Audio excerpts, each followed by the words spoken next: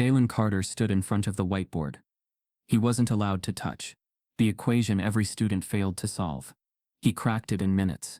But when the school found out, they erased the footage and blamed him for hacking. Now the media calls him a fraud, and someone just posted his home address online. But who really wants Jalen silent and why? Before we deep dive into this interesting story, subscribe to our channel and tell us where are you watching from. Share in the comments below. The morning sun slid through the long windows of Willow Creek High, stretching across the silent geometry of desks and casting sharp lines across the waxed floors. It was the kind of school that prided itself on order, polished hallways, banners listing Ivy League admissions, and framed photographs of students shaking hands with governors and CEOs. Everything about the place radiated an image of excellence. Yet beneath the surface lived a quieter truth, one stitched into the day-to-day decisions the staff made. It was a truth no one openly spoke about, but everyone, especially the black students, felt every time they stepped inside. The school was preparing for the statewide calculus competition, an event that each year drew reporters, sponsors, and the type of media that the administration loved. The principal, Leonard Vickers, a man who believed his school's reputation was the school, paced the halls with the pride of someone who thought he was overseeing the next generation of America's brightest. And in a sense he was, but only the ones he deemed bright enough. Each trophy in the gleaming display case bore names of students who fit a certain image, one that Willow Creek had silently curated for years. In the center of the math wing sat the newly installed whiteboard, larger than the others, almost cinematic in its presence. Scrawled on it was a calculus equation so complex that students joked it looked like a message from another planet. The equation had been designed by the state's leading math committee to test the limits of intellectual creativity. It wasn't meant to be easy. It wasn't meant for just anyone. And yet the whispers that filled the hallways were more revealing than the equation itself. "They're saying nobody in the state can solve it," one student muttered to another as they passed the board. "My brother's at university, and he couldn't even crack the first part," another added. What no one seemed to acknowledge, at least not out loud, was that no student of color had ever been encouraged to attempt such problems in the first place. Excellence at Willow Creek was filtered, refined, and presented through a lens that had been polished over decades. Inside room 3B, the calculus team held their morning session. Students filled the front row, exchanging confident smirks as teachers praised their potential. Charts hung on the walls, tracking progress, ranking students, and setting realistic goals. In other words, that carried meaning few questioned. The teachers moved through the room with the casual ease of people who believed they were shaping success, congratulating certain students, ignoring others, never once considering that their gaze itself could reinforce the very inequalities they pretended didn't exist. In the back row, alone as always, sat 16-year-old Jalen Carter. He wore a gray hoodie, headphones loosely tucked around his neck, notebook open and filled with complicated equations most students wouldn't recognize. Jalen never spoke unless called on, and even then, his words were cautious, measured, and tinged with an awareness he shouldn't have needed at his age. The teachers rarely looked at him. When they did, it was often brief and evaluative, as though trying to determine whether his presence served any purpose in the room. Jalen had been placed in honors because he tested higher than nearly every student in his grade, but that fact was often overshadowed by comments about his attitude or lack of engagement. What the teachers didn't understand, what they never cared to understand, was that it was hard to engage when every room reminded you that you weren't wanted. During lunch, the cafeteria buzzed with its usual chaos. Students gathered in clusters, athletes at one table, theater students at another, the future politicians and entrepreneurs at the tables closest to the windows. Jalen sat alone at the far end, pencil in hand, notebook spread in front of him, as he scribbled formulas with a calm concentration that felt almost meditative. He preferred this corner. It gave him distance from the noise, distance from the stares, distance from being the only black student in the honors program, and being treated like an outsider every day.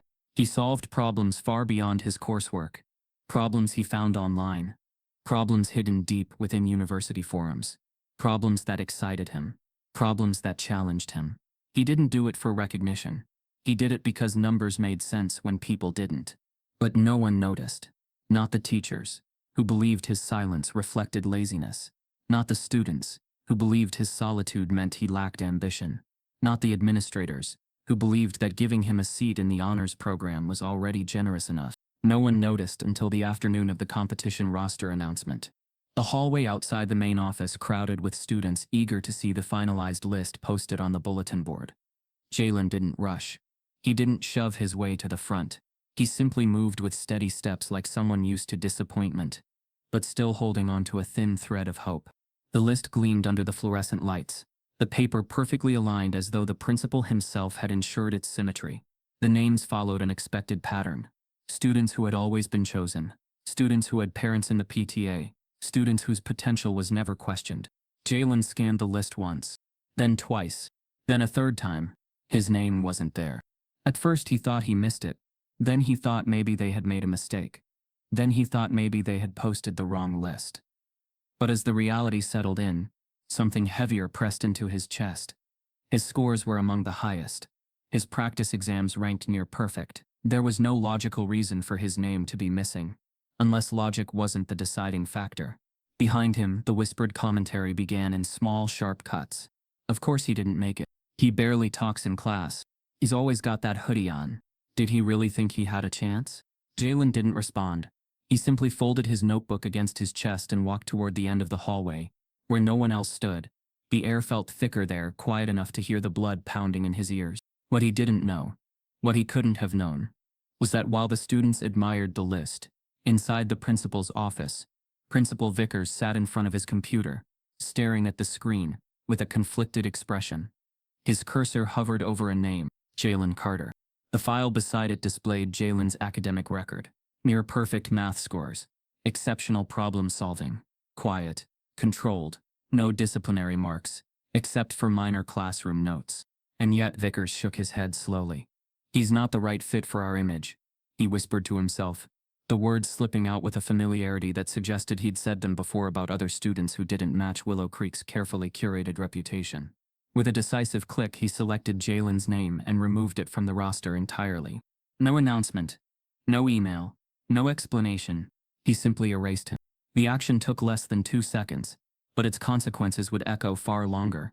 Satisfied with the revised list, Principal Vickers closed the window on his computer and leaned back in his chair. The school prided itself on excellence, he reminded himself. Excellence required consistency, and consistency required maintaining certain expectations. Jalen, in his mind, disrupted that consistency. Outside, unaware of the quiet erasure that had taken place, students laughed and debated who among them would dominate the competition. Teachers passed by, offering congratulatory smiles. The atmosphere brimmed with excitement, optimism, and ambition, everything Jalen had hoped to be part of. As the final bell rang and the hallway emptied, Jalen lingered near the end of the corridor, staring at the list for a moment longer. Something inside him shifted. It wasn't anger, not yet. It was something deeper, something that felt like a warning that the world he was trying to excel in wasn't prepared to let him rise without resistance. He turned to leave, unaware that behind the frosted glass of the principal's office door, Vickers stood silently, watching him walk away, expression unreadable. And as the hallway lights flickered, the last student left the building, and the math board remained unsolved. A new tension settled over Willow Creek High, one that would shape everything to come. In his office, Principal Vickers quietly dragged Jalen's digital file into a restricted folder, locking it behind an administrative firewall, effectively removing Jalen's name from the competition list, and burying any trace that he had ever been considered. Morning light filtered through the blinds of Willow Creek High, carving thin stripes across the polished floors as the building stirred awake. Yesterday's quiet tension, Jalen's absence from the roster, the principal's quiet erasure, hung in the corridors like a fog that only certain students felt. But for everyone else, something louder was beginning to take shape, something that twisted the air differently, giving the school a pulse it hadn't felt in years. For weeks, the unsolved equation on the large whiteboard had been nothing more than an intellectual curiosity, a challenge for the school's brightest to hover around and poke at, hoping to make history. But after the roster announcement, the equation morphed into something else entirely, a battleground. Students began arguing openly in the hallways, tossing around theories and blaming one another for not trying hard enough. Teachers whispered about how embarrassing it was that not a single student had come close to cracking it. Even parents started asking questions in PTA group chats, worried that the school's academic prestige might be slipping out of alignment. Everything shifted the moment Janice Delaware, the PTA president, stepped in. known around Willow Creek as a woman who could turn a fire drill into a press conference. She saw the unsolved equation not as a challenge, but as an opportunity, a moment to showcase the school's elite status. She contacted local media outlets, framing the story as a rare academic spectacle, a chance to witness the future of American innovation in real time. Reporters latched onto the idea instantly. By Wednesday morning, vans with station logos lined the faculty parking lot. Journalists gathered in clusters near the math wing, adjusting microphones, touching up makeup, and rehearsing introductions about the brilliant young minds competing with an impossible formula. The buzz was palpable. Students who usually drifted through the halls unnoticed suddenly felt the weight of cameras turning toward them, as though their potential brilliance was expected, demanded even. Inside room 3B, the mood was tense. Desks had been rearranged into a semicircle, offering better visibility for the cameras. Lights were positioned to create the perfect academic glow. The handful of chosen students sat upright, rehearsing their confident smiles and brushing imaginary lint from their sweaters. Some pretended to review notes, though few could focus. A teacher whispered, "Remember, confidence. They need to see confidence." Another added, "We need this. The school needs this." The cameras panned across the room slowly, deliberately, capturing the faces of each student. The lens lingered on the ones the teachers considered prodigies, students whose parents had already announced their STEM ambitions before they were old enough to hold pencils correctly. The narrative wrote itself. Willow Creek was home to America's next generation of innovators. But one seat at the back of the room remained noticeably empty. A reporter leaned toward the camera operator. "Is that seat reserved?" "No," the operator replied. "Probably just a kid who skipped." The truth, of course, was far more complicated. Down the hall, behind a closed door, inside a room that smelled faintly of pine cleaner and stale air, Jalen Carter sat in detention, not because he caused trouble, not because he broke rules, but because earlier that morning, he had corrected his calculus teacher in class. The moment replayed in his mind like a glitching film reel. He had raised his hand cautiously, his voice low but steady as he explained why the derivative on the board had a missing term. Instead of thanking him, instead of acknowledging his accuracy, the teacher paused, stiffened, and responded in a clipped tone that carried more bite than correction. "You don't interrupt your instructor in front of the class," she said, refusing to look directly at him. "That's inappropriate." Jalen tried to clarify, his voice softer. "I wasn't interrupting. I just thought." "You thought wrong." Detention. Immediately. The class remained silent, every face trained downward, not because they disagreed with Jalen, but because they knew disagreeing publicly meant becoming a target too. Jalen gathered his notebook quietly, swallowing humiliation the way he always had. Tight, quiet, invisible. Now in detention, he sat in the corner, tapping his pencil rhythmically against the desk's chipped surface. The room's silence felt heavier than usual, like something pressing against his chest. Somewhere inside him, a pulse of anger and exhaustion began to expand. A feeling he rarely allowed himself to acknowledge. He whispered under his breath, "They really don't want me anywhere near that board." The detention supervisor, half asleep behind a mountain of paperwork, mumbled, "What was that?" "Nothing," Jalen said, voice steady again. Always steady, always careful. By late afternoon, the school's hallways had emptied. The reporters packed their equipment, disappointed that no breakthroughs had occurred. Students left frustrated, convinced they were on the brink of solving the equation, but never quite reaching it. When the final bell had faded into silence and custodians began their rounds, Jalen stepped out of detention with slow, deliberate footsteps. He felt tired, but beneath the fatigue lived a sharp spark, one that tugged him toward the math lab like an invisible thread. The school was unnervingly quiet. Lockers stood like metal sentinels, the hum of vending machines echoing through the halls. Jalen kept his hoodie up, hands in pockets, eyes scanning for lingering staff. He knew the school well, every camera angle, every blind spot, every shortcut. He reached the math lab door and hesitated. Something inside him whispered he shouldn't do this, that he should go home, forget the equation, accept the injustice, move on like everyone expected him to. But the louder voice, the one that had lived inside him since childhood, urged him forward. He eased the door open. The room smelled faintly of dry erase markers and dust. Moonlight spilled across desks, casting long shadows. The massive equation still dominated the whiteboard, staring back at him like a challenge carved in stone. Jalen dropped his backpack onto a desk and approached the board slowly, almost reverently.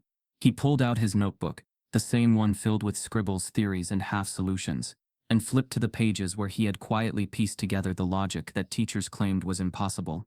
He whispered to the empty room, "Impossible doesn't mean unsolvable." Then he picked up a marker. His hand moved fast but precise, sweeping across the board with a grace that could only be learned through years of self-taught obsession. He wrote, erased, corrected, rewrote. Each step flowed into the next, each term aligning perfectly. The room seemed to hold its breath, as though aware it was witnessing something sacred. Minutes turned into an hour. The equation bent beneath his logic. Finally, with a soft exhale, he added the last symbol. He stepped back. There it was, the solution. A perfect, elegant sequence, undeniable, clear, irrefutable. Jalen stared at it, a strange mix of pride, relief, and bitterness swelling in his chest. He whispered, "There, now try to ignore me." He didn't take a picture. He didn't leave a signature. He simply placed the marker down with quiet finality and walked out of the room, leaving behind proof that brilliance had no preferred color. He didn't know that moments after he left, a shadow passed the math lab's window. A hand reached for the door handle. The lights flickered. The next morning, chaos erupted before first period. Students crowded outside the math lab, murmuring, arguing, pointing. The board was spotless. Not a trace of writing. Not a single mark left behind. And when the administrators reviewed the security footage to determine who had accessed the room overnight, something even more unsettling surfaced. Jalen Carter's presence had been completely erased from the recordings. Every frame where he should have appeared had vanished. Every timestamp that should have captured him opening the door was gone, as though he had never been there at all. On the overwritten footage, a mysterious blurred figure was visible, standing exactly where Jalen had stood, before the video abruptly cut to black. By the time the morning announcements echoed through Willow Creek High's PA system, the math lab had become a war zone of speculation. The equation previously mocked as an impossible academic stunt was now the subject of wild rumors. Someone during the night had solved it, but no one knew who, or rather no one admitted to knowing.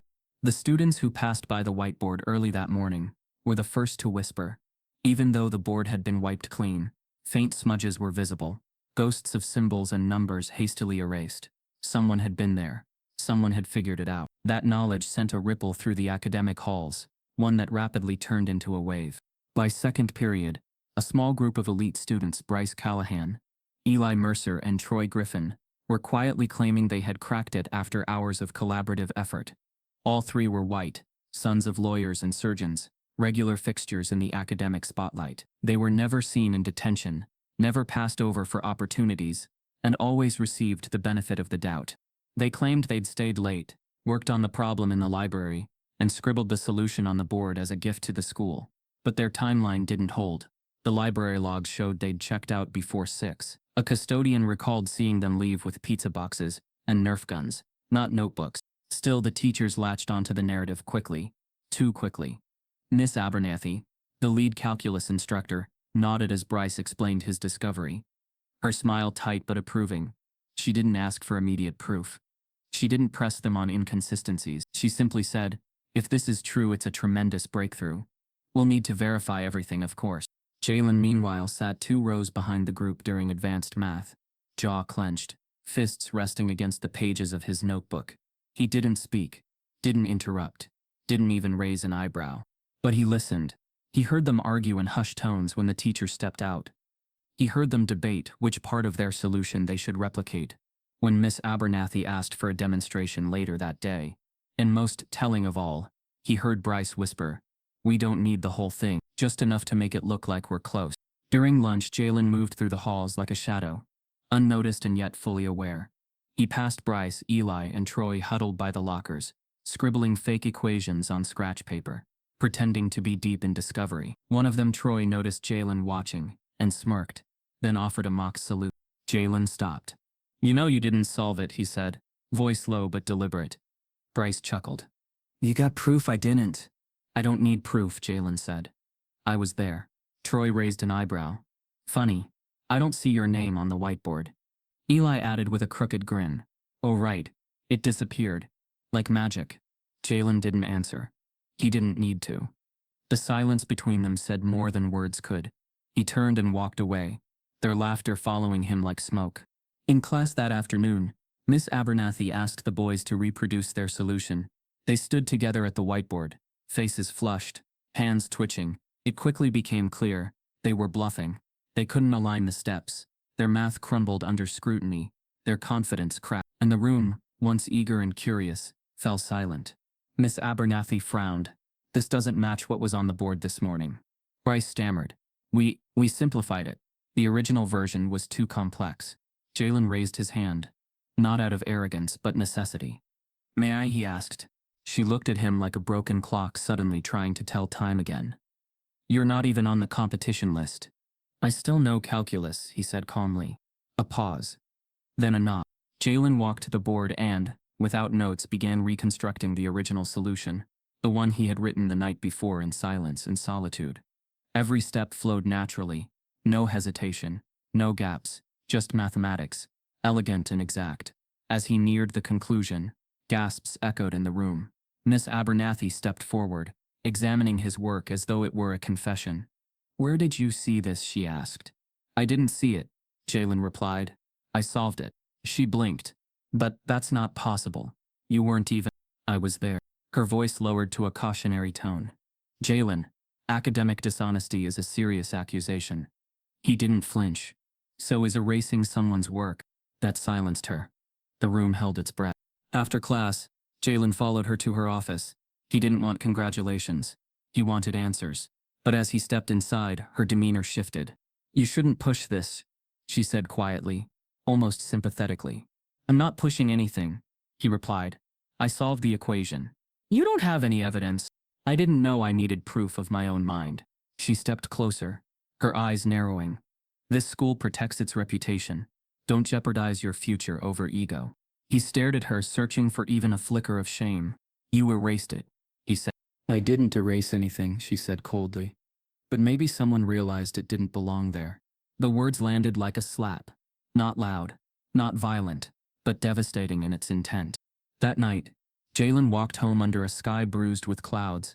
The wind carried an edge of winter, and the streets were quieter than usual. At home, his mother, Angela Carter, sat at the kitchen table, sipping weak coffee, and reading through student loan forms she'd never say out loud she couldn't afford. She looked up and saw the heaviness in his face. What happened? She asked gently. Jalen dropped his bag and sat across from her. They're trying to take it. Who is? Everyone. The school, the kids, the teachers. They won't admit I solved it. Angela sighed, not with surprise but with wariness. She reached across the table and held his hand. You thought being excellent would protect you, she said. But excellence doesn't erase prejudice. It threatens it. Jalen looked down. So what do I do? Angela didn't answer immediately. Then she said, you keep solving problems they don't want solved, and you document everything. Jalen nodded, though something inside him was already breaking. Not because he wasn't strong enough, but because he was starting to understand how much strength he'd need just to be seen. Later that night, while the house settled into silence and the clock ticked past midnight, a new post appeared on the school's anonymous forum, one known for gossip, leaks, and digital whispers. The thread title read, The Black Kid Didn't Do It. He Stole It. And beneath it, a single image, a blurry photo of Jalen walking out of the math lab. The caption read, This is who took credit for someone else's work. We won't let him rewrite history. Moments after the post goes live, Jalen's student account is locked, and the school's internal server quietly flags his name under academic integrity risk. At first it was just a photo. Not even a good one. Slightly angled, poor lighting, faint glare on the whiteboard. But it captured enough, the faded outline of a complex calculus solution. Partially erased symbols, ghostly traces of genius wiped away. The caption read simply, This was on the board this morning. No one knows who solved it. By the time second period ended, it had been reposted hundreds of times. Students shared it with jokes and hashtags. Teachers forwarded it in private emails. Even the school district's official account posted a blurry copy with the caption, Proud of the brilliant minds at Willow Creek. But with the viral attention came something darker. Within hours, the image found its way onto a right-wing education blog, known for articles criticizing DEI culture and forced diversity. The headline struck like a match. Black student claims credit for white genius. Woke school stays silent. They had no proof. No name. Not even a clear story. But that didn't matter. In a single paragraph, the blog crafted its own fiction. That Jalen Carter, a low-performing student of color, had been falsely elevated by the school to promote equity optics. They accused the administration of pretending he solved the equation to check a box. None of them had seen Jalen's work. None had spoken to him. None had asked a single question. But the comments section exploded. Affirmative action strikes again. He probably couldn't even spell calculus. Math is racist now, I guess. And then, one post stood out. Find his name. Let's expose this fraud. By evening they did.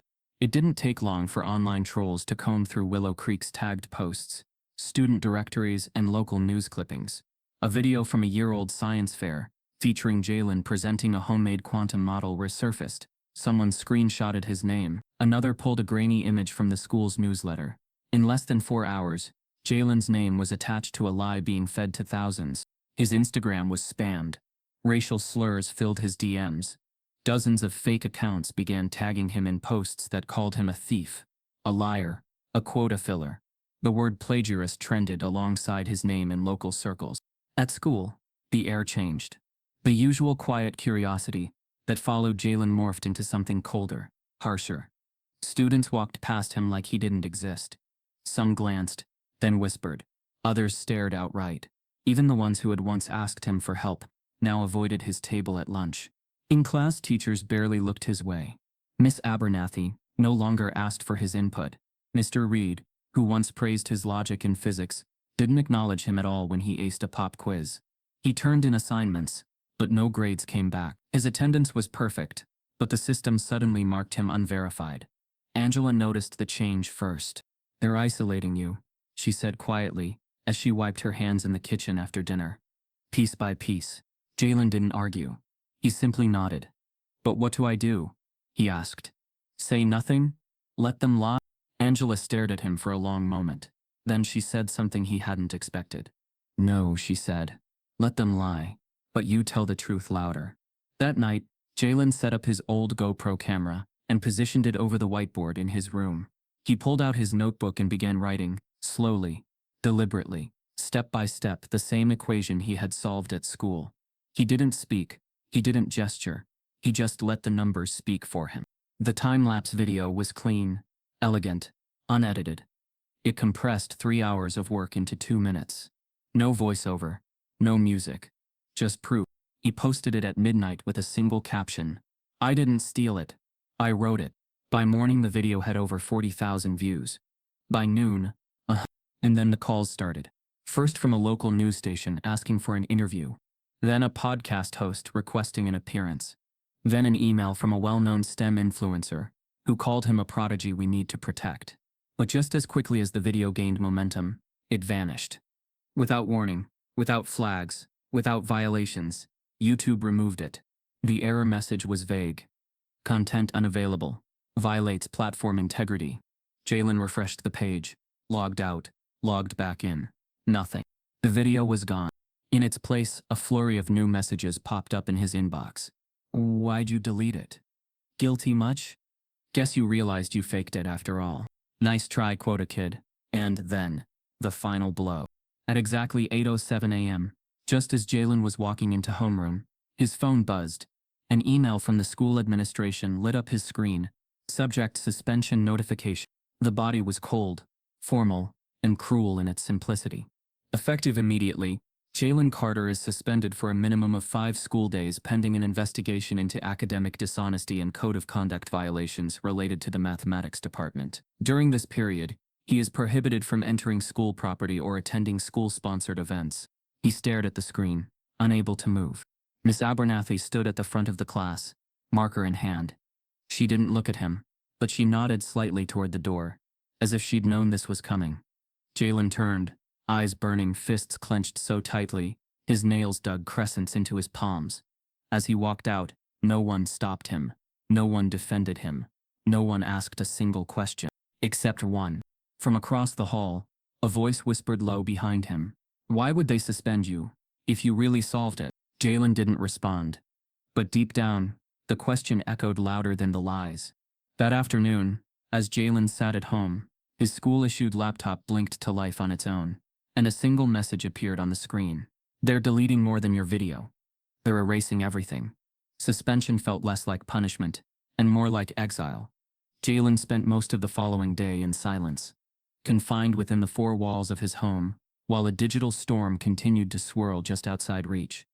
Online threads debated his intelligence, his race, his right to be in the honors program. Strangers who had never met him spoke with certainty, calling him a fraud, a liar, a woke plant designed to take credit from real talent. The silence from the school was louder than any slur.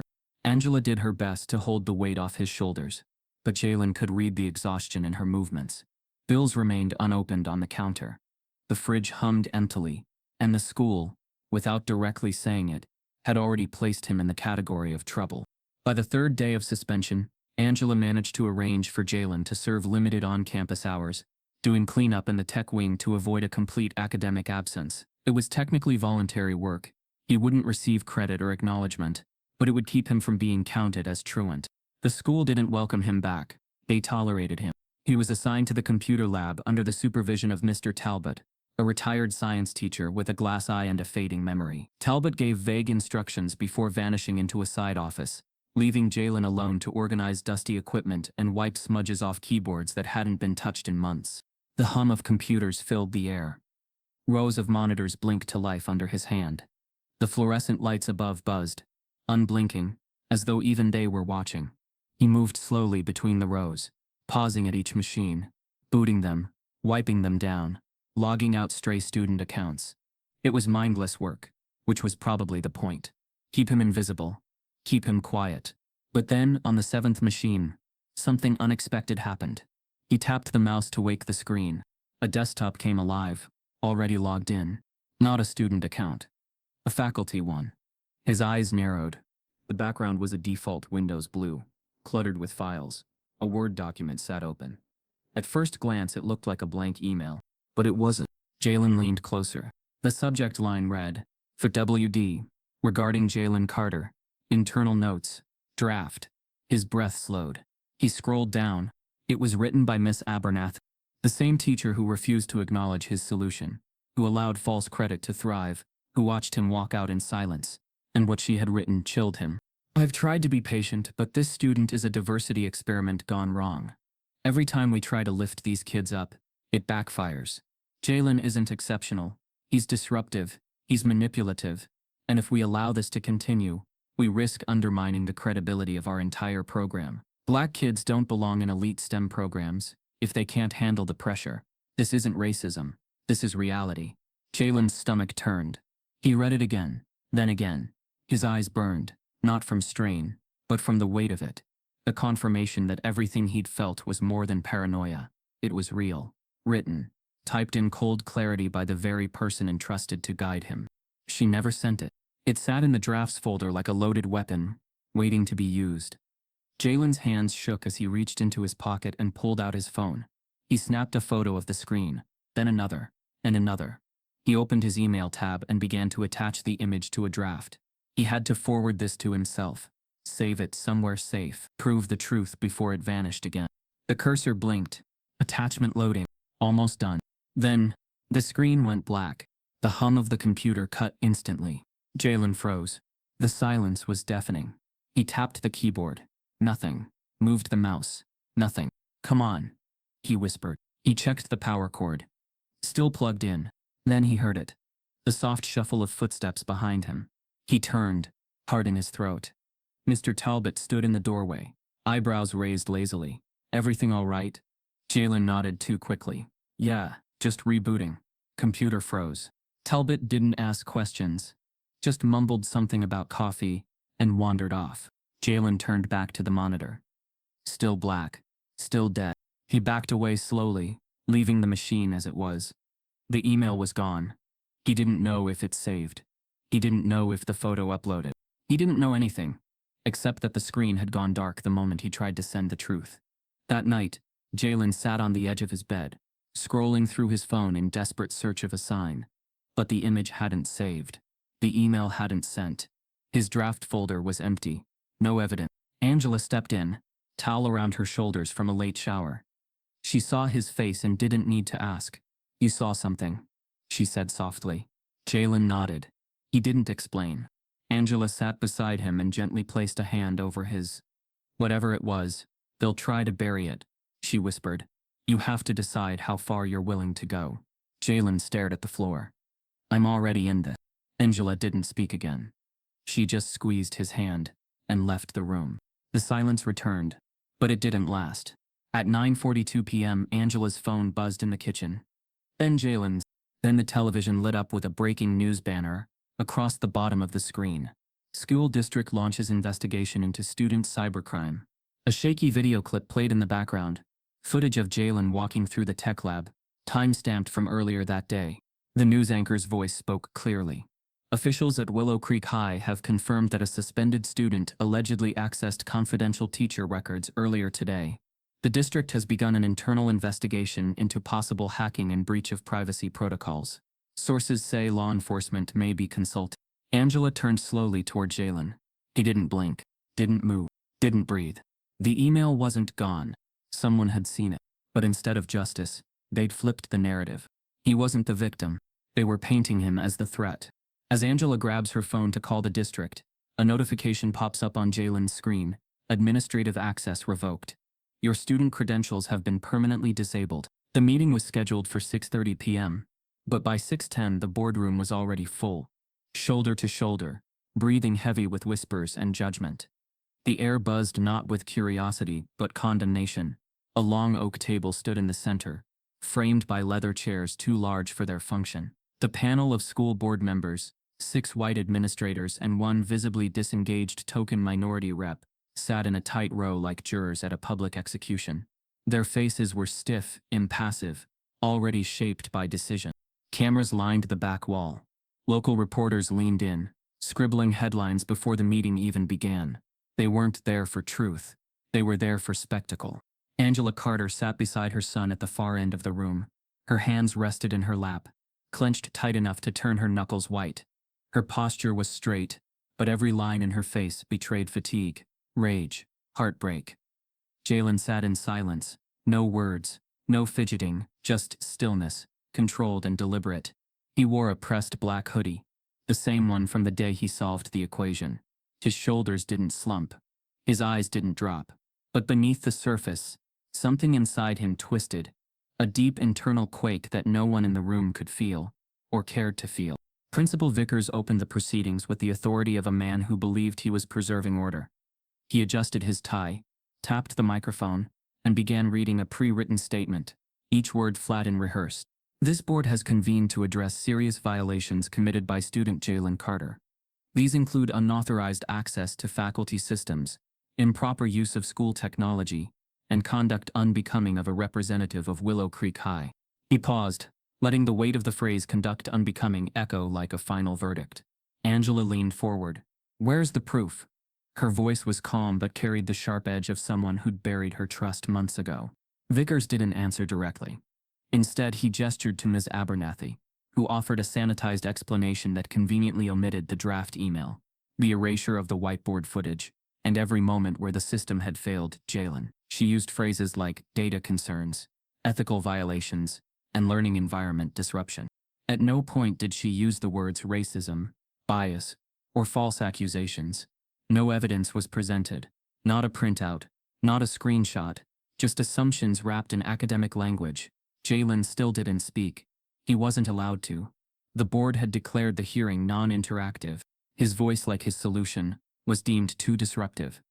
Angela stood, eyes burning. "You're doing this because he embarrassed you. Because he solved something none of your golden kids could. And now you're scrambling to make it disappear." The room stiffened. A few parents shifted uncomfortably.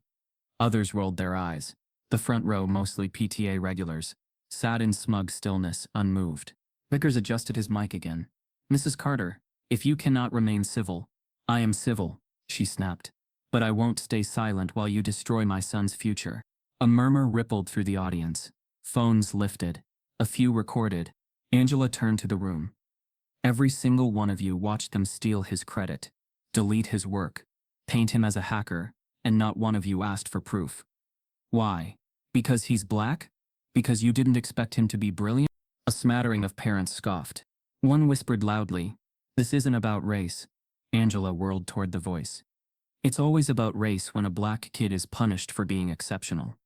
That was the moment the board signaled security. 2 school officers entered, hands near their belts. Angela didn't flinch. "You're going to arrest me for defending my son?" Vickers cleared his throat. "We're asking you to leave the premises." Angela looked to Jalen, then back to the panel. "You should be ashamed." She turned to walk out, but one officer reached for her elbow. She jerked away, instinctive, and just like that, within seconds they grabbed her. She didn't resist. She didn't scream, but the cameras captured everything: her wrists in cuffs, her arms behind her back, her head held high. The room erupted. Gasps. Camera clicks. Phone flashes. But the sound that struck Jalen the hardest wasn't the commotion. It was the applause. A few parents, just a few, clapped. Slow. Purposeful. Satisfied. The sound splintered something inside him. He didn't cry. He didn't tremble. But the silence around him warped. Reality slowed. And for a brief, surreal moment, Jalen saw everything with unnatural clarity. The flicker of fluorescent lights, the glint of gold jewelry on a board member's wrist, the slight curl of Miss Abernathy's lip. They weren't punishing him because they believed he'd hacked anything. They were punishing him because he'd proven them wrong. Publicly. Unforgettably. And now, like the erased whiteboard, they were trying to wipe him clean from their narrative. Angela was escorted out. The meeting ended without a vote. It didn't need one. They'd already made the decision. As the room emptied and cameras shut down, a quiet man in a gray suit stood from the back row. No one had noticed him before. No one knew his name. He hadn't taken notes. He hadn't filmed. He simply watched. When Jalen passed by, their eyes met briefly. There was something in the man's stare, not pity, not curiosity, but calculation. Then, without a word, the man turned and left the building. Later that night, a sealed envelope is slid under Jalen's front door. Inside is a business card that reads, "Dr. Royce Langston, Department of Advanced Mathematics, Howard University." On the back, a handwritten note, "I've been watching. Call me." The envelope had felt heavier than paper. It sat untouched on Jalen's nightstand for 2 days, right next to the crumpled suspension notice, Angela's empty coffee mug, and the college brochures she no longer dared to speak about. He hadn't called the number on the card, not because he didn't believe it was real, but because he did, because it was too real, because hope after so much silence felt more dangerous than the lies. But on the 3rd evening, as the sun dipped behind the skyline, and the air turned the color of bruised copper, Jalen stepped out for a walk. He didn't know where he was going. He just needed to move. Move away from the living room, where Angela sat watching muted news coverage of her own arrest. Move away from the quiet. The streets of East Haven had never looked so unfamiliar. He passed his old elementary school, its windows glowing faintly, classrooms filled with kids who hadn't yet learned what it meant to be erased. He passed the liquor store where he once solved linear equations on the back of old receipts for fun, impressing a clerk who said, "That brain's gonna get you somewhere." Maybe it already had, straight into exile. As he turned onto a vacant parking lot near an abandoned church, he heard footsteps behind him. Not fast. Not aggressive. Just paced. He turned. It was the man from the school board meeting. Now in a dark trench coat, salt and pepper beard, neatly trimmed, his eyes hidden behind thin-rimmed glasses. He looked like he belonged in a tenured office, not wandering cracked pavement in a forgotten neighborhood. He spoke with calm precision. "Jalen Carter?" Jalen didn't answer right away. His body was tense, but something about the man's voice disarmed him, an intelligence buried beneath it, like music written in code. "I've been watching," the man said. "My name is Dr. Royce Langston. I teach mathematics at Howard University." Jalen narrowed his eyes. "You followed me?" Langston shook his head. "I followed your work. There's a difference." He paused. "What you did with that equation, what you tried to show them, that wasn't just impressive. It was revolutionary." Jalen folded his arms. "Didn't matter. They deleted it." Langston stepped closer. "They always delete what threatens the narrative." There was no condescension in his tone. No pity. Just a calm statement of fact, delivered like a theorem he'd proven too many times. Then he did something unexpected. He reached into his coat, pulled out a car key, and gestured to an old navy blue sedan parked near the church steps. "Come with me. I want to show you something." Jalen hesitated. Langston added, If you say no, I'll walk away. No questions. No pressure. But if you're ready to see how deep this really goes. He left the sentence unfinished. Something inside Jalen moved, an instinct that had carried him this far. He followed. Langston unlocked the trunk with a soft click. Inside wasn't luggage or groceries. It was a chalkboard. An old freestanding slate, scarred with time, edges worn down, the kind you'd expect to find in a Harlem basement during the 1960s, not the back of a modern car. Beside it, stacks of folders, loose papers, fraying notebooks, handwritten formulas in fountain pen ink. Jalen blinked. What is this? Langston smiled faintly. This is the part of mathematics no one wants you to see. He set up the chalkboard right there, under the pale glow of a flickering street lamp. Then, with practiced grace, he wrote a single equation across the board. Long, dense, nearly incomprehensible at first glance. Langston stepped back. Ever heard of the Black Einstein problem? Jalen shook his head. It's a name we gave to a theorem buried in the archives of Harlem Tech during the late 1930s. The original mathematician, Elijah Toussaint, was 21 when he began it. A black genius. Forgotten, of course. He died before completing it. No school ever published it. No institution preserved it. He looked directly at Jalen. But fragments survived. Underground. Smuggled out by janitors, assistants, other erased minds. I've been reconstructing it for 15 years. And he hesitated. I think you're the one who can finish it. Jalen's mouth went dry. Why me? Because, Langston said, you already think in forbidden dimensions. They suspended you not because you were wrong, but because you were right too fast, too young, too black. That kind of genius terrifies them. Jalen approached the board. He stared at the equation. His eyes darted from term to term. Slowly his breathing changed. Langston watched without speaking. After nearly a minute of silence, Jalen whispered, This isn't just calculus, it's chaos theory. Relational symmetry, matrix logic, all woven together. Langston smiled. You see it. Jalen reached for the chalk without realizing. He added a small correction to the third line, then another in the seventh. Then without planning, he began rewriting entire sequences, the chalk clicking rhythmically, the air around him thickening with realization. Langston didn't interrupt. He just watched as the kid who had been erased in his own school rewrote the legacy of a forgotten genius. After nearly 40 minutes, Jalen stepped back, breathing heavier. Langston said nothing at first. Then, you made it farther than anyone I've shown this to. Jalen's voice was cautious. So why now? Why me? Langston folded his arms. Because there's an underground society of mathematicians, black scholars, students, even expelled minds, who've spent years gathering erased work. We meet quietly, share knowledge, preserve what the world tried to destroy. He looked directly at Jalen. I want you to join us. Jalen's heart thudded in his chest.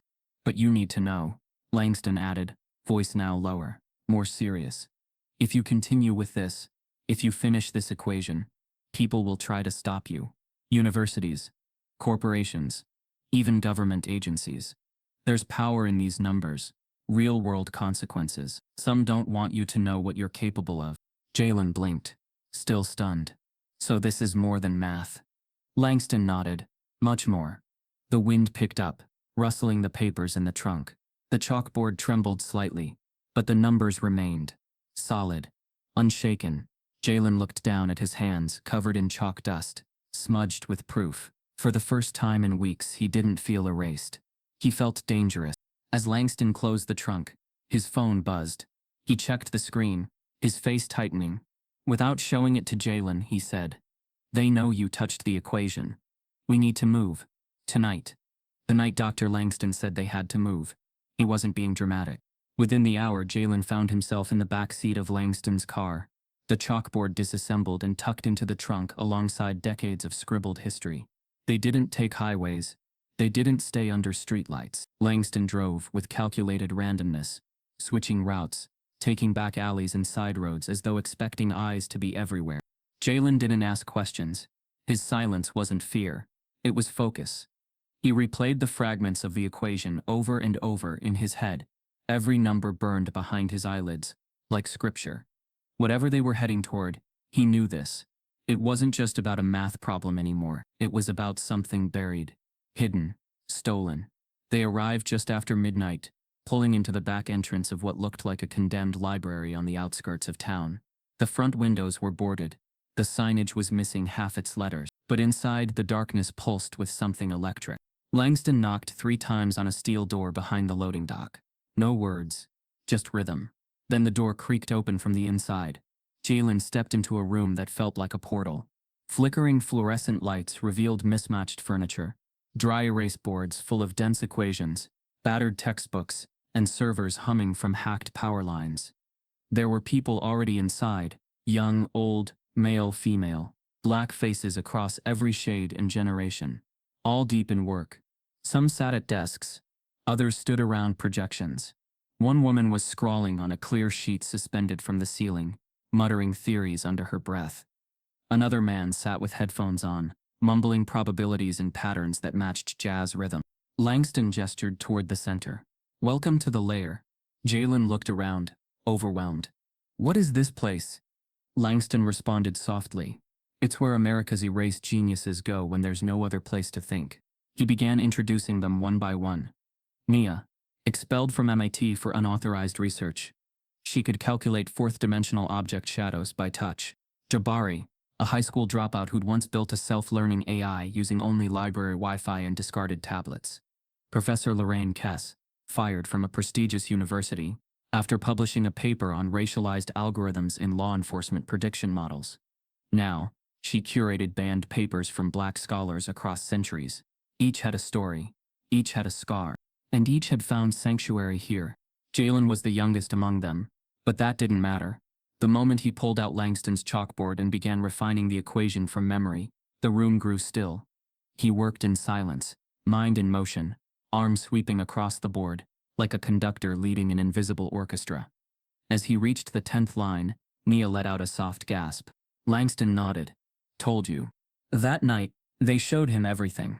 There were documents never published, journals burned or denied access by academic gatekeepers, projects discredited for being unprovable until white institutions later presented identical models under new names. And at the center of it all, something whispered like folklore among the network's oldest members, was the Jubilee Theorem. Langston brought out a weathered leather-bound book. Inside were pages filled with what looked like a code, interwoven with mathematics. The ink had faded in places, but the structure remained, and the author's signature sat at the bottom of every page. Elijah Toussaint. Jalen stared in disbelief. This was written during slavery? Langston nodded. Toussaint was enslaved in South Carolina, but he learned math from a secret teacher, another enslaved man who'd studied before being captured. They exchanged knowledge at night using knots, cornmeal drawings, and whispers. He turned the page carefully.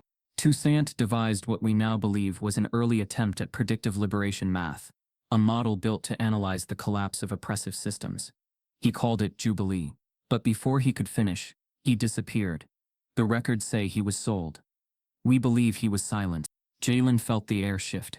He ran his fingers along the page, absorbing the symbols, the desperate brilliance coded into every line. It wasn't just theory, it was survival encrypted in equations. Langston lowered his voice. "We've all tried to finish it. Some got close, but no one could unlock the core pattern." Jalen looked up slowly.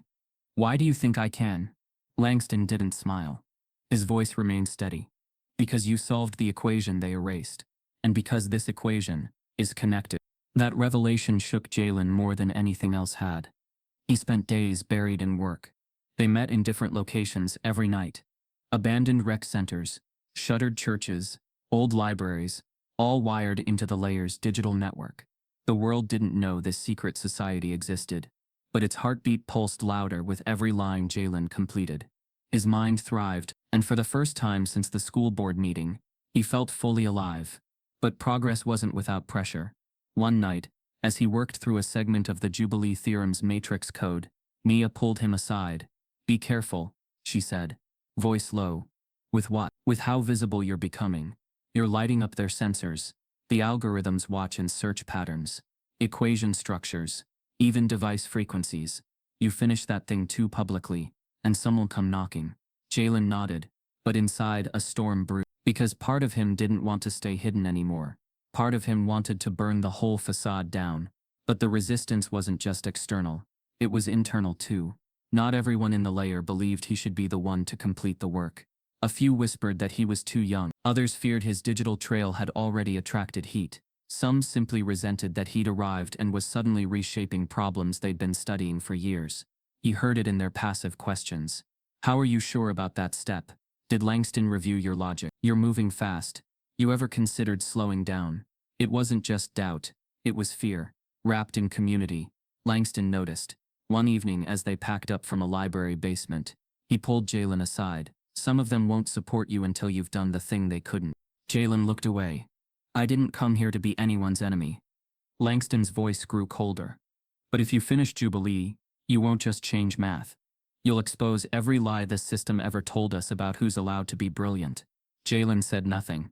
But that night, back in the layer's archive room, he searched through every file Langston had digitized, just looking for one more edge, one more clue. Then he found it.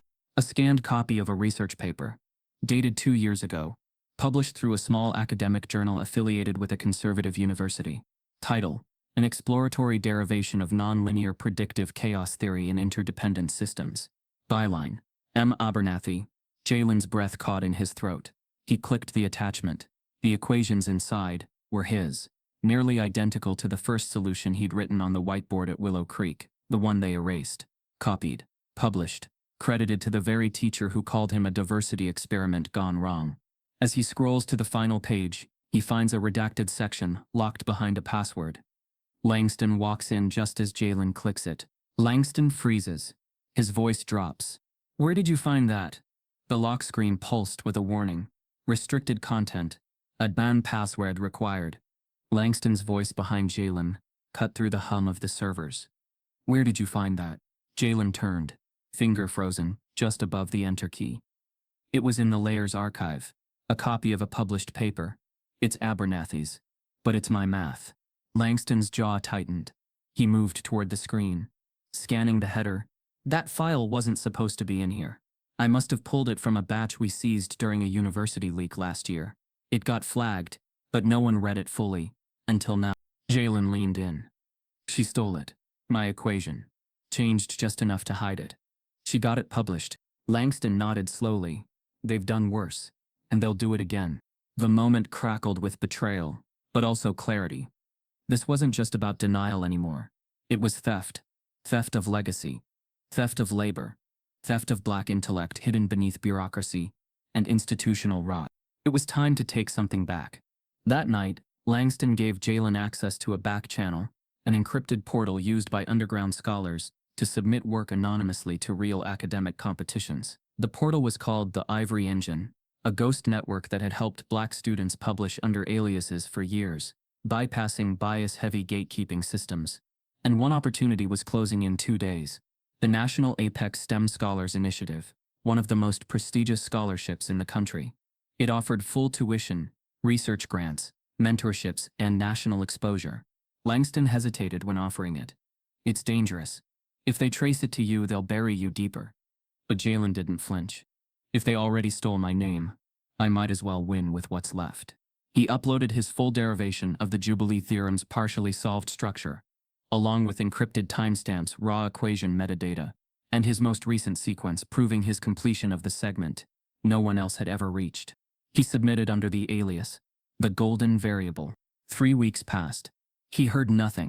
Then one morning, while reworking a chaotic symmetry proof in the layer's basement, Mia burst into the room holding a tablet. You won, she said breathlessly. You won. Jalen took the screen. His alias had been announced as the top finalist. The committee called it a monumental advancement in cross-field mathematical architecture. They labeled the solution a once-in-a-generation discovery. The scholarship award ceremony was scheduled for Saturday, at a luxury hotel ballroom in Washington, D.C. Langston, Kess, and Nia debated whether he should go. They'll take one look and know it's you, Kess warned. Or worse, Nia added. They'll try to twist it again. But Jalen was done hiding. He made the decision himself. If they're going to steal from me, they'll have to do it to my face. The night of the ceremony was lavish. Crystal chandeliers, polished marble floors, attendees in tuxedos and gowns, sipping from fluted glasses, while violinists played near a fountain. Jalen walked in wearing a black suit that didn't quite fit. Not tailored, not designer, but his posture made up for it. He found his name missing from the program. Instead, listed under National STEM Apex winner was Bryce Callahan. Jalen's stomach dropped. Bryce, the same white student who once tried to plagiarize him at Willow Creek. The same one who couldn't replicate the equation. The same one who watched as Jalen was erased. Langston, who had come with him, stepped aside to speak with a committee member. He returned with his face carved in stone. They said your submission lacked verifiable authorship. No school transcript. No university affiliation. No faculty recommendation. They gave the prize to a student who submitted similar work through institutional channels. Jalen felt the words cut. They knew it was mine. Langston didn't deny it. They knew, he said. But that's not how systems like this work. They don't reward discovery. They reward familiarity. Bryce stood on stage, smiling under the spotlight, shaking hands with billionaires who hadn't read a single equation in decades. And then the moment arrived, the official recognition speech. A large digital screen behind the stage flickered to life, set to display the winning solution. The first few lines appeared, Jalen's math, word for word, step for step. He didn't wait for permission. He stood up from his table, walked down the aisle and climbed the side of the stage. Gasps rippled across the audience. Security stepped forward, but Langston blocked them with a calm wave. Jalen walked to the main screen, grabbed the stylus from the digital whiteboard beside the projector, and began writing. Live, unannounced, he scrawled a new formula, one even more advanced than the one submitted. An unreleased extension of the Jubilee theorem. The room fell silent, then murmur, then awe. Some began filming. Others leaned forward, captivated. He didn't speak. He didn't perform. He solved. Every line illuminated. Every turn in logic flowing like water. Then just as he reached the breakthrough, the screen cut to black. A digital interruption. A voice from the speakers. Presentation interrupted. Please return to your tables. Security moved in, this time with authority. Jalen stepped down calmly, the marker still in his hand. Langston met him at the exit. They're panicking. Jalen asked, did anyone get it on camera? Langston nodded. More than a few. But the next day, instead of headlines praising the brilliance, Jalen received an email from the Apex Initiative's legal team.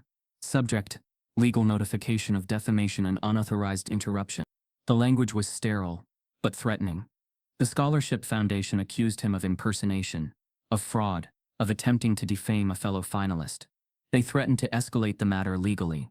They denied knowing who the golden variable truly was. They said he never proved authorship. They said the prize had already been awarded. Jalen read the letter in silence. Angela stood nearby, arms folded, pain etched deep in her face. They're coming for you, she whispered. No, Jalen replied, his voice sharp. They've already taken from me. I'm just taking something back. That night, Jalen receives a direct message from a verified STEM YouTube channel, with millions of followers. We saw what you did on stage. Want to show the world the full equation? Live. Uncut. The internet didn't burn quietly. Within 12 hours of the scholarship ceremony debacle, Jalen's name, once nearly erased from the education system, was everywhere. Not in celebration, not in curiosity, but in controversy. The media didn't call him brilliant. They didn't call him bold. They called him dangerous. The headlines varied in tone, but shared the same undercurrent of fear. Affirmative action activist disrupts national STEM event. Disgruntled teen stages calculus coup live on stage. Who is the golden variable? Hacker or hero? The worst came from a right-wing talk show that aired the next night. The host, smug behind a gleaming news desk, looked directly into the camera and said, "Let's call this what it is. Academic terrorism. We have schools bending over backwards for inclusion, and now we've got a rogue student using mathematics like it's a weapon. A ticking time bomb of affirmative action." The phrase went viral within minutes. Academic terrorism. It trended on every major platform, often accompanied by images of Jalen standing at the whiteboard, his face blurred by some outlets, but crystal clear on others. Then the deeper knives came out. An anonymous account leaked what appeared to be Jalen's school file class notes, behavioral reports, even a photo from his first detention. It painted a picture carefully curated to damage defiant, emotionally unstable, ungrateful. Another leak followed. Angela Carter's arrest footage from the school board meeting, edited, cropped, weaponized. The world had decided to tell Jalen's story for him, and it wasn't a hero's tale. That Friday evening, 2 officers showed up at the Carters' apartment. They weren't aggressive, but they weren't friendly either. They carried a warrant, not for Jalen's arrest, but for a digital search. "We're here on suspicion of unauthorized cyber activity," one of them said, not making eye contact. "We need access to all computers, tablets, phones, or networked devices." Angela's jaw clenched. "You think my son broke into your systems with math?" The second officer shrugged. "We don't make those decisions, ma'am. We just carry the orders." They confiscated everything. Jalen's laptop, Angela's phone, even the old GoPro he'd used for the original time-lapse video. They didn't explain where they were taking it, or when they'd return it. Just a polite nod, a final warning, and the sound of the door shutting like a cell. Langston arrived that night. His face was graver than Jalen had ever seen it. "You need to disappear," he said. "Not for long, just enough to breathe." Jalen didn't respond right away. He stood near the window, watching the street below. He felt like a ghost inside his own life, present, but untouchable. Silent, unheard. "They're rewriting you in real time," Langston continued. "Turn off the noise, go underground, let the rest of us push back." But Jalen's voice was steady. "I can't let the lie stand." Langston sighed, rubbed the back of his neck. "Then we do it smarter. Digitally. Encrypted. No names. No face." So that's what they did. Jalen vanished offline for the public. But the golden variable was just getting started. Inside the layer, he set up a hidden server, built with stolen code, layered encryptions, and security architecture, borrowed from whistleblower networks. He created a new series of uploads, mathematical deep dives, breakdowns of erased theorems, proofs annotated with cultural and historical context. No names, no school affiliation, just brilliance in motion. Each video began the same way.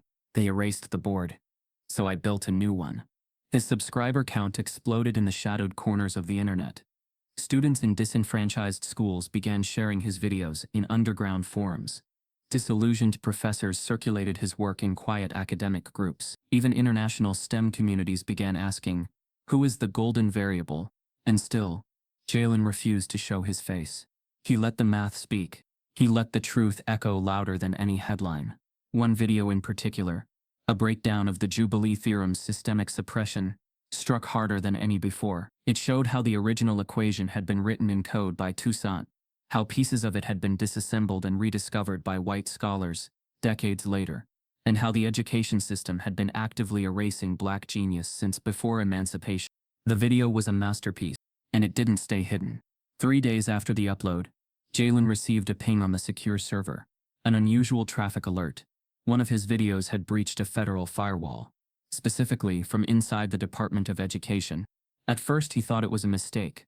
Then came the second alert, a trace attempt. Someone was trying to locate the source of the video. Jalen turned to Langston, who stared at the monitor for a long time. "We've been in the shadows too long," Langston murmured. "They know now." Jalen's pulse quickened.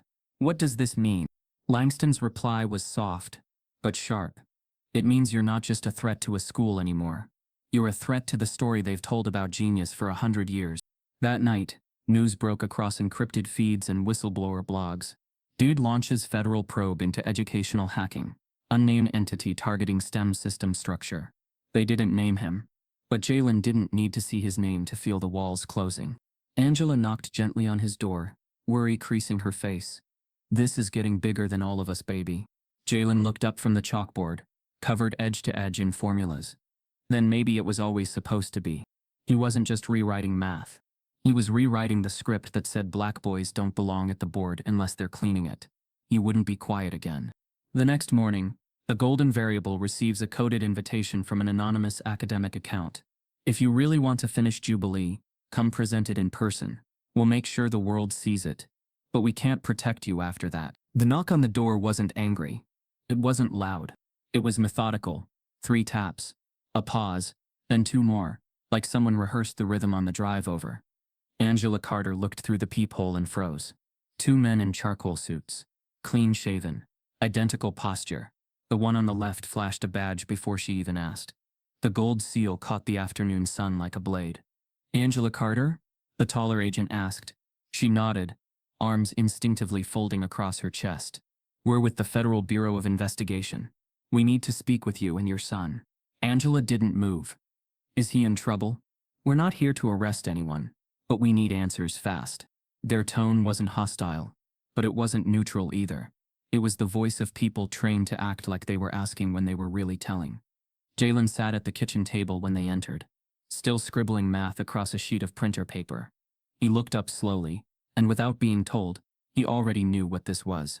The agents introduced themselves as Special Agent Knox and Special Agent Hill Cyber Division, Educational Systems Watch.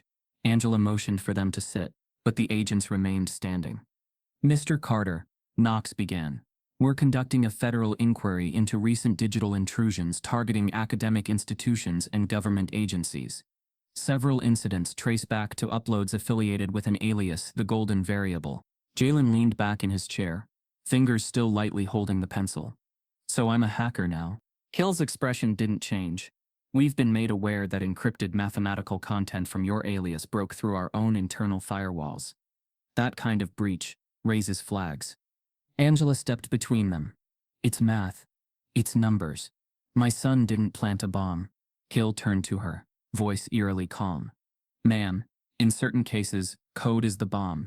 Knox added, what your son has been distributing formulas, historical data, theoretical constructs.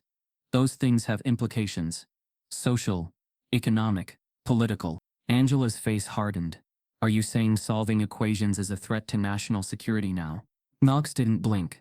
We're saying radical mathematical ideology, when positioned alongside historical grievances and encrypted communication, can be viewed as mathematical extremism. Jalen laughed, not loud, not mocking, just stunned. You mean to tell me, he said, rising slowly from his seat, that because I exposed centuries of stolen work, because I solved an equation they hid for generations, now I'm the terrorist? Hill opened a folder and slid it across the table. Inside were screenshots of Jalen's uploads, pauses of the Jubilee Theorem videos, his time-lapse proofs, even notes from his notebooks, photos someone had clearly taken during the school's digital seizure. Angela leaned forward, her hand trembling slightly. This, she whispered. This is what you're calling dangerous? Knox didn't answer. Angela pulled out a shoebox from the pantry and set it down on the table. Inside were photos, Jalen at science fairs, spelling bees, academic banquets, ribbons, certificates, a kindergarten math contest where he held up a trophy taller than his torso. She spread them out like a deck of cards. This is who you're investigating, she said. The agents looked, but their eyes didn't soften. Hill closed the folder. We're not here to label him. We're here to evaluate the scope of influence, who he communicates with, who funds him, who's helping him. Langston's name came up next. The agents casually mentioned his university's cyber division, had been contacted, that his department chair received an anonymous complaint, that if Langston continued supporting the Golden Variable, certain tenures might become subject to review. Angela's voice cracked. They're trying to ruin them. Knox replied, we're trying to stop the spread of unvetted educational disruption. Jalen shook his head. You mean the spread of truth? Neither agent corrected him. They left without arrest, without handcuffs. But they didn't need them. They left something worse. A permanent marker. By sundown, Jalen was flagged in internal databases as a person of academic interest. He wasn't officially charged. He wasn't banned from anything. But his digital name was tagged, his email blocked by university servers. 3 colleges he'd quietly applied to returned rejections within hours, each citing unforeseen admissions complications. The whispers spread through the layer. Langston didn't respond to texts for 2 days. When he finally resurfaced, it was with a grim update. They came for me. My research is frozen. I've been placed on administrative leave pending investigation. Jalen sat alone on a bus bench that night, watching headlights pass like streaks of logic unraveling across a road no one had paved for kids like him. His notebook sat on his lap, half filled. The math had started to blur lately, not because he was failing, but because the cost of carrying genius in a hostile world was finally beginning to calcify. His phone buzzed once. A new message. No sender. Encrypted. Just a single line. They erased your work. Let's rebuild it. Tonight. Midnight. Jalen taps the message and watches it auto-launch a secure server map. An interactive globe filled with redacted locations and one blinking dot marked active node. He clicks it, and a video begins playing. An old grainy clip of Toussaint himself, writing on a wall with ash and chalk, whispering fragments of the Jubilee theorem, never seen before. The video of Toussaint had been less than 90 seconds. Grainy, cracked, black and white, with a warping flicker that suggested it had been recorded on a smuggled camera, long before film reels found their way into classrooms. He was old, wrinkles carved deep across his face, fingers trembling as he drew symbols onto a soot-stained wall with a piece of white chalk. There was no narration, just whispered math, spoken like prayer. It was enough to confirm everything. Toussaint had completed more of the Jubilee theorem than anyone had realized, and that clip buried in an encrypted server, only accessible through a global academic resistance map, was meant for Jalen. It was the final spark. The next night he disappeared into the city alone. Not into a hideout, not into the lair, but into something far more dangerous, the open. He carried no phone, no ID, no notebook, just a flash drive. Inside it, the full Jubilee derivation solved. His solution, Toussaint's framework, Langston's guidance, the layer's silent contributors, even fragments from Miss Abernathy's paper, annotated clearly with corrections and footnotes. Jalen left no one out. Not even her. The decision had been hard, but Langston was right. They couldn't win by being erased. They had to be undeniable. So he cited everyone. Publicly. No aliases. No hiding. Complete transparency. It was the only way to prevent another theft. He walked 10 blocks to a shadowed internet cafe on the edge of downtown, a place with flickering neon signage, peeling paint, and the scent of overcooked ramen soaking into ancient carpet. Inside, only 2 other people sat behind dusty monitors, faces barely visible under hoodies and headphones. The clerk at the counter didn't speak, just slid a key across the counter for station 06. Jalen sat down, inserted the drive and began. He moved quickly, fingers He connected to an encrypted peer-to-peer academic platform used by international scholars known as Arcanet, a decentralized open-source vault for suppressed work. He uploaded the full Jubilee file. Then he added notes, every name, every proof, every contributor, every footnote of pain. He included a scanned photo of Toussaint's chalk-written wall, and linked it to the closing section, showing the symmetry between the enslaved scholar's final whispered symbols and Jalen's solution, separated by centuries but aligned like destiny. He didn't title it the golden variable. He titled it the Jubilee proof, by those they tried to erase. The platform took 30 seconds to process, then without ceremony, it went live. He leaned back in the chair, exhaled. Somewhere in the quiet cafe, the hum of machines never stopped, but Jalen's mind did. He felt everything and nothing at once, like a river suddenly aware of its own current. By the time he walked out, the file had already been downloaded 4,000 times. He walked for blocks, not checking his reflection in the windows, not wondering what came next. For the first time in months, he wasn't building something for approval. He was setting something free. By morning, the storm had broken. A small STEM blog in Germany was the first to report it. Jubilee theorem, a lost equation, reborn by Black Mathematician Collective. Then came a post from a Brazilian cryptography forum. Then a South Korean data modeling thread. Then a tweet from a world-renowned physicist at Oxford. I just reviewed the Jubilee proof. It is real, it is elegant, it is revolutionary, and it was buried for over a century. Downloads surged. Dozens of verified professors posted breakdowns, peer-reviewed analyses, confirmations of the theorem's legitimacy. A Nobel laureate tweeted that the work redefined predictive mathematics for this century. News outlets picked it up by noon. But the headlines didn't all read like celebration. Some called it the unauthorized resurfacing of educational material. Others called it academic anarchy. The word hacktivist was thrown around again. Jalen didn't care. He didn't post. He didn't reply. He just sat in a downtown library, watching the world try to process something they'd never expected. That genius had been blooming in silence all along. That it wore black skin. That it didn't need permission to be brilliant. But fame never comes alone. By the third hour, cease and desist emails began hitting the platform from major education tech companies. One threatened litigation for including legacy material they claimed ownership of, without ever having published it. Another flagged the document as culturally inflammatory content. Langston texted only once. They're trying to force Arcanet to remove it. Stay off known grids. They're tracing nodes. Jalen moved again. Back to the cafe. He returned to Station 06, opened the back-end system, and began porting the Jubilee file into mirror vaults across digital darknets. Redundancy, duplication, flood the system, make it impossible to erase.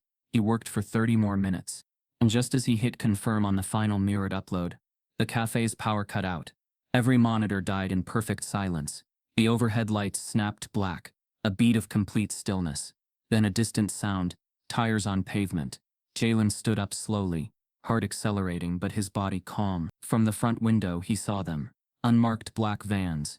2, maybe 3, pulling up slowly to the curb outside. No sirens, no flashing lights, just quiet efficiency. Angela's warning echoed in his mind. Langston's instructions. The encrypted message. Toussaint's whisper. He wasn't just in the equation now. He was the variable. The cafe clerk locked the register and vanished through the back without a word. The other customers scattered, eyes down. Jalen reached for his flash drive, but it was gone. Still in the port, still inside Station 06. He froze. Then the front door opened. A woman in a long coat stepped in.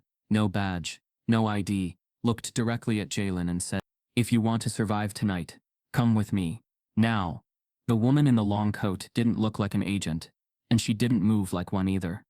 Her eyes scanned the cafe with surgical precision, taking in exits, shadows, and the silhouettes of the black vans outside. Something in her stance told Jalen she wasn't here to arrest him, but she wasn't here to save him out of kindness, either. "Move," she whispered.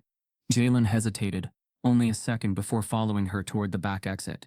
Her boots barely made a sound on the cracked tile floor. As they slipped into the narrow alley behind the cafe, the hum of engines grew louder. The vans had fanned out, surrounding the block. "Who are you?" Jalen asked, breath sharp with adrenaline. "Someone who knows what they do to kids like you when they're scared," she said without turning back. "You lit up every federal trigger they have." She led him through a labyrinth of dumpsters, rusted stairwells, and graffiti-tagged walls, until they emerged onto a side street, where an old gray hatchback was parked under a broken street lamp. "Get in." Jalen slid into the passenger seat, pulse pounding. The woman accelerated immediately, weaving through the city's dim veins, avoiding main roads. After several blocks, she finally spoke. "My name is Riley Morrow. Used to work cybersecurity. Saw the way they flagged you. They're not treating you like a suspect. They're treating you like a weapon." Jalen stared out the window. "I didn't do anything wrong." "You embarrassed them," she said. "That's worse." Her tone wasn't cruel. It was factual, clinical. As they drove, the city began to transform around them. Billboards flickered with breaking news banners. Bus stop monitors replayed segments of talking heads discussing the runaway math radical. A radio at a gas station blasted commentary. This teenager showed clear signs of delusion, claiming he solved a lost theorem from the 19th century. A destabilizing figure in educational networks. An orchestrated attempt to undermine academic institutions. Every word was designed to crush reputation, to fracture truth. Riley turned the radio off with a sharp snap of her fingers. "They'll push every narrative except the real one." "You mean the racism?" Jalen asked. "No," she said. "The fear." That startled him. "You proved that genius doesn't come from their institutions, that brilliance doesn't require their gatekeeping. You broke the mythology they built around themselves." She looked at him. "They're punishing you for that more than anything else." Jalen swallowed hard. He knew it was true. By dawn he had become a ghost. The world heard his name everywhere except from his own mouth. The next 48 hours unfolded like a fever dream. The news coverage became relentless. It didn't matter that academics worldwide were confirming the Jubilee proof. It didn't matter that mathematicians from 5 continents praised the work. The mainstream narrative had chosen its angle. He was a rogue teenager with grandiose ambitions, dangerous subversions, and delusions of black exceptionalism. Commentators with polished suits and empty syllables dissected his psyche. One said, "This level of anti-institutional behavior is indicative of a troubled mind." Another insisted, "Mathematics can be used to inflame radical ideologies. We need to be cautious." A third claimed, "He's a runaway experiment. This is what happens when diversity programs overreach." The phrase black mathematical radical trended for hours. Support poured in simultaneously. Thousands of young students posted the Jubilee proof link with the caption, "We see you." Celebrities began sharing clips of Jalen's partial recordings with messages like, "Protect black brilliance. Teachers from underserved schools wrote open letters demanding that the Department of Education stop criminalizing intellectual achievement. And then came the hashtag, Let Him Solve. It spread across TikTok, Twitter, YouTube, classrooms, activist networks. The whole world began rallying behind him. Yet none of them knew where he was. Not even Angela. She appeared on national television after being released on bail, wearing the same clothes she had been arrested in, wrinkled, stressed, exhausted, but her voice was steady. My son isn't a terrorist. He's a child who solves problems that scare grown men. She held up photo after photo. Jalen at school science fairs.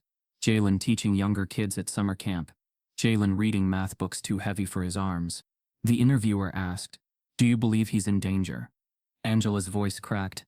Of course he's in danger. This country punishes black children for brilliance. Her words ricocheted across the internet. Some applauded, some mocked, some twisted her grief into political ammunition. But none of them understood the truth. Angela feared not what Jalen had done, but what institutions might do to silence him. Meanwhile, Langston was fighting his own battles. His face appeared next on live broadcasts, stern, measured, wearing the weight of academia's ugliest truths.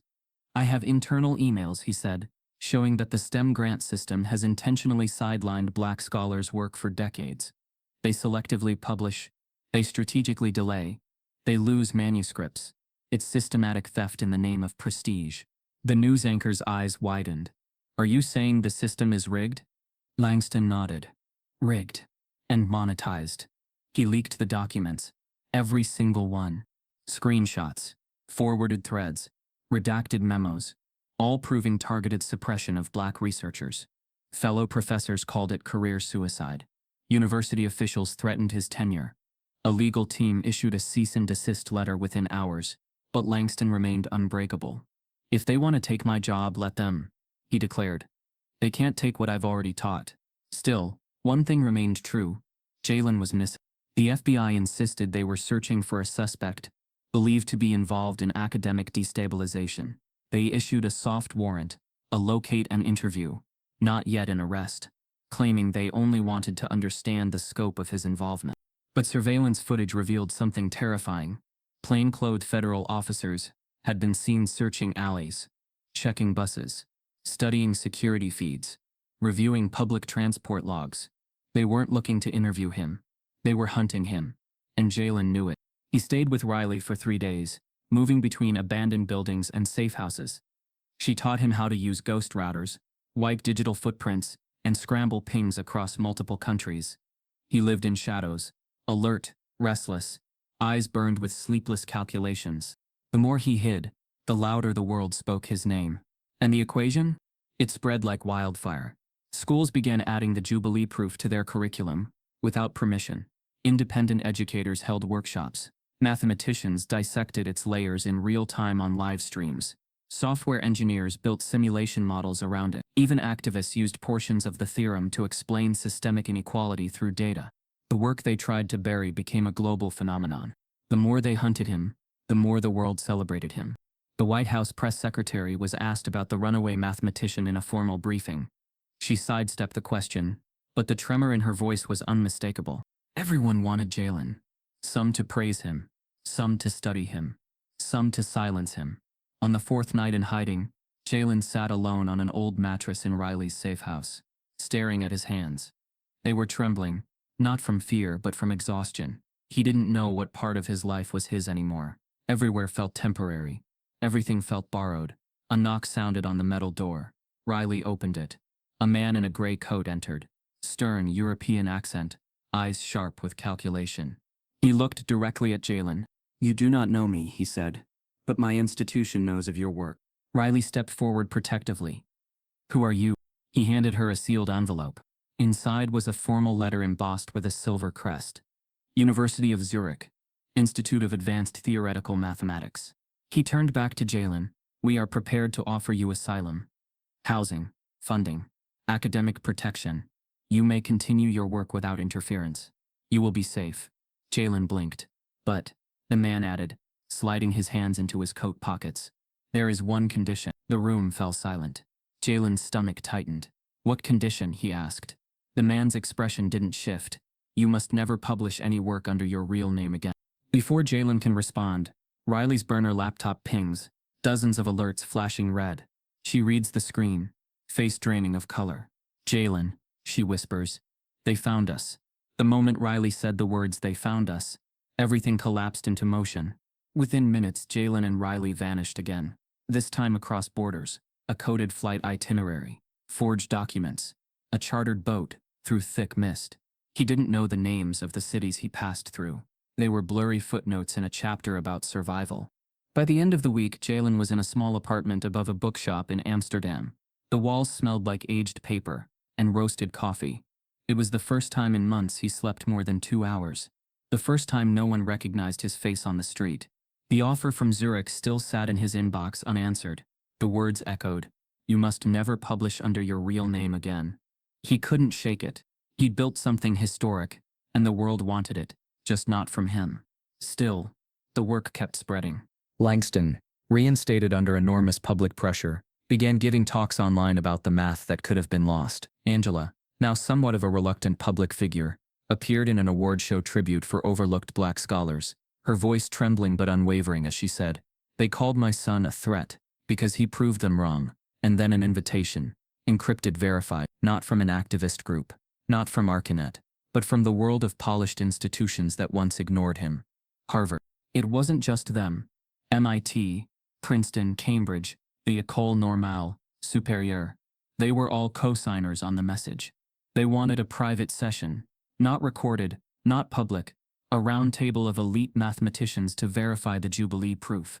They didn't call it that, of course. They used words like intellectual examination, equational scrutiny, and scholarly review. But Jalen understood what it really was. A test, not of the math but of him. The meeting was arranged in a modern auditorium, just outside Geneva. A neutral location, quiet, sterile, protected, no cameras, no press, just 16 scholars who carried names that graced journal covers, textbooks, and graduation speeches. Jalen entered the room in a dark blazer, nothing flashy, nothing loud. He looked like the past few months had carved history into his eyes, calm, measured, worn, sharp. At the head of the table sat Dr. Evelyn Rosenthal, a senior figure from Harvard's Applied Mathematics department. Her chin was slightly raised, eyes calculated. "Mr. Carter," she began, "we're grateful you accepted our invitation." "I didn't do it for gratitude," Jalen replied. Someone chuckled at the edge of the room. Dr. Nikhil Banerjee from MIT leaned forward. "We've reviewed fragments of your work, but what we're here to examine is your claim that you've solved the structure known as the Jubilee theorem." Jalen nodded. "I didn't solve it alone. And I never claimed authorship. I claimed completion." "Completion," scoffed a gray-haired professor from Princeton.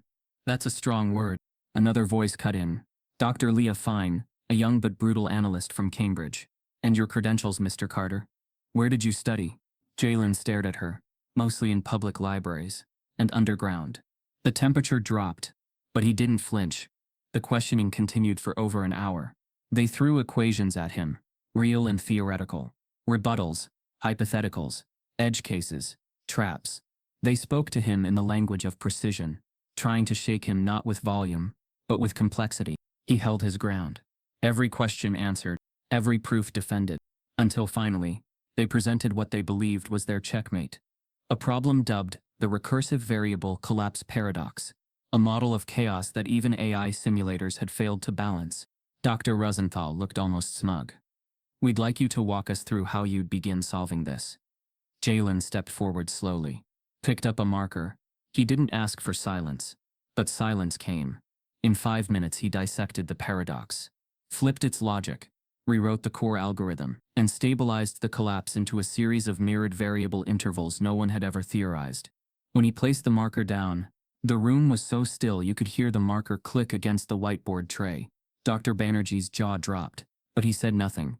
Dr. Fine blinked twice, and then for the first time in Jalen's entire life, someone from a place that once erased him said the words he'd waited his whole life to hear. "You're right." The others didn't clap, didn't bow, but they didn't argue. They couldn't, because the proof wasn't just real, it was better than they expected. After the session, as the scholars packed their briefcases and shuffled out, Rosenthal stayed behind. She approached Jalen slowly, her expression unreadable. "Walk with me," she said. They moved to the side hall, away from the others. Then, with the ease of someone used to negotiation, she handed him a red folder. Inside, formal documents from Harvard, full academic sponsorship, visa support, room, board, and a public declaration that they would integrate the Jubilee Theorem into their elite curriculum. "It's yours," she said, "on one condition." Jalen already knew. "No public claim of authorship," she continued. "You'll be part of a think tank, private, collaborative. You'll get the credit inside the room, but no interviews, no press, no memoirs, just the work." He stared at her. "You want the math," he said, "but not the name." She didn't deny it. "We want peace," she said. "This equation stirred a world we weren't ready to lose control over. We want to help you, but we can't afford more headlines. We need to protect our institution." Jalen stared out the window. Snow began falling across the quiet Geneva courtyard. He thought of Angela's face the day she was arrested. He thought of Langston's lectures, of Toussaint's chalk-covered fingers, of Riley's fear, of every time someone shook their head when he raised his hand. He turned to Rosenthal. "You don't want peace," he said softly. "You want silence." She said nothing. He handed her back the folder and walked away. That evening, as he boarded a train bound for Berlin, he received a text from an unknown number. It read, "We've secured the platform. Tomorrow you'll teach Jubilee live. To the world. No filters. No edits." The letter from the European university sat on Jalen's table like a magnet, pulling at everything he believed. Not a threat, not a trap, but a doorway, an escape, a way to finish the theorem and disappear from the hunt. But when he stood in his small safe room late at night, staring at the blinking cursor on his phone, it felt wrong. The equation had always been more than numbers. It was a testament, a voice for the kids who were silenced, brushed aside, told they didn't belong. And now someone was offering him safety in exchange for his silence. He didn't type a reply. He didn't forward the packet. He just closed his laptop. The screen went dark, and in that darkness, something inside him clenched tight with resolve. If they wanted silence, he would give them a roar. Over the next weeks, Jalen worked quietly, but defiantly. In hidden servers and encrypted channels, he began building what would become a digital sanctuary, the Carter Institute, a free global math academy for marginalized youth, black, brown, indigenous, overlooked, ignored, no tuition, no gatekeepers, only access, knowledge, community. He coded in the early hours, turning coffee into curriculum, doubt into proof modules, hope into lines of clean code. Behind each login, usernames without real names. Students from forgotten towns logged in, eyed the online blackboard, and began solving problems no one taught them how to touch. They weren't just solving math, they were rewriting their futures. When the first test module launched, Foundations of Systemic Symmetry, the server crashed under the load. Thousands queued. Girls in Detroit, boys in Detroit, kids in rural Mississippi, dreamers in Lagos, outcasts in Mumbai. They logged in, they tried, they saw, and they thanked him with words he'd never expected. "You see us." Meanwhile, the media blitz was unstoppable. The news cycle wasn't about his guilt anymore. It was about his silence, his exile. The darker corners of the internet buzzed. Had Jalen vanished to Europe? Was he hiding? Or worse, had he disappeared for good? Then came a twist no one predicted. A congresswoman, Marisol Vega, requested an emergency hearing on racial discrimination in STEM funding. The public outcry, the leaked emails from Langston, the popular uprising on social media under Let Him Solve. It all piled up. Under pressure, the House committee called Jalen to testify. They said it would be remote, secured, private, but Jalen insisted. He looked at Angela's face on video call, saw the fatigue, the confusion, the fear mixing with pride. He took the stand. Under the fluorescent lights of a congressional hearing room, cameras off, microphones live. Jalen spoke clearly, calmly, and painfully honest.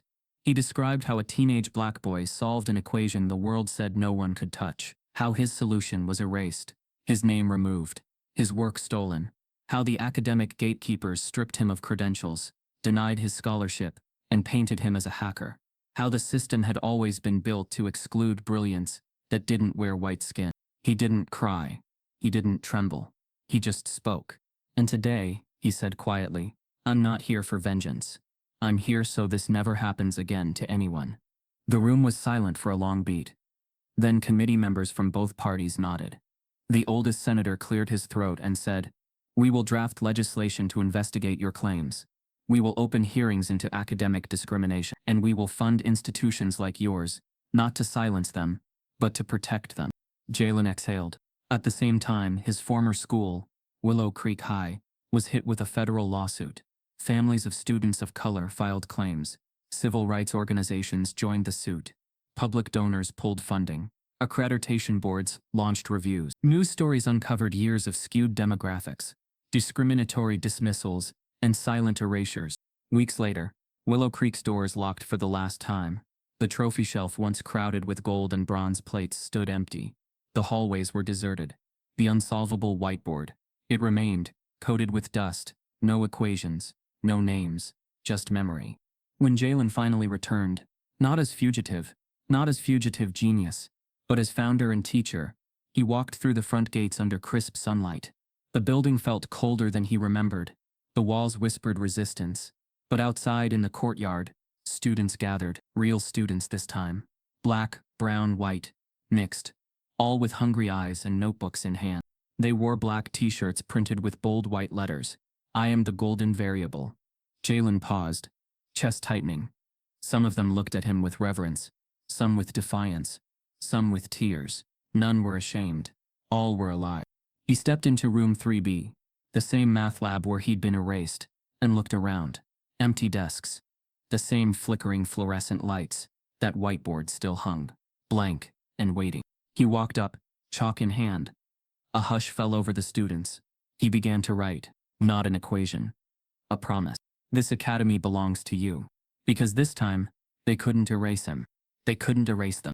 But even as he chalked the words, his heart thudded with dread. For deep inside the empty classroom, shadows moved, silent, deliberate, like witnesses waking from a long sleep. That night, after the last student left, Jalen sank into a chair near the old whiteboard. His fingers traced the cold wooden frame. The air smelled of chalk dust and possibility. He thought about Tucson, about Langston, about all the invisible minds who had been erased. He thought about Angela, about Riley, about every sacrifice. The cost had been high. The risks had been terrifying. But this felt right. He closed his eyes. A soft tap echoed from the door. Chalk scraped softly against the board. He opened his eyes and froze. Written in large, urgent script. "Solve this, Jalen, if you dare." Below it, a new equation, complex, jagged, and unfamiliar, stretched across the board. Symbols wove together in dark urgency, like roots clawing through concrete. Jalen's breath caught. He stood, chalk in hand, pulse rising. He didn't know who left it, or why, or how much danger it carried. But deep down he knew, this was not just a challenge. It was a calling. If you've ever been told you're too loud, too smart, too different to belong, this story was for you. They tried to silence Jalen, but truth doesn't disappear just because power denies it. Type yes if you believe silence should never win.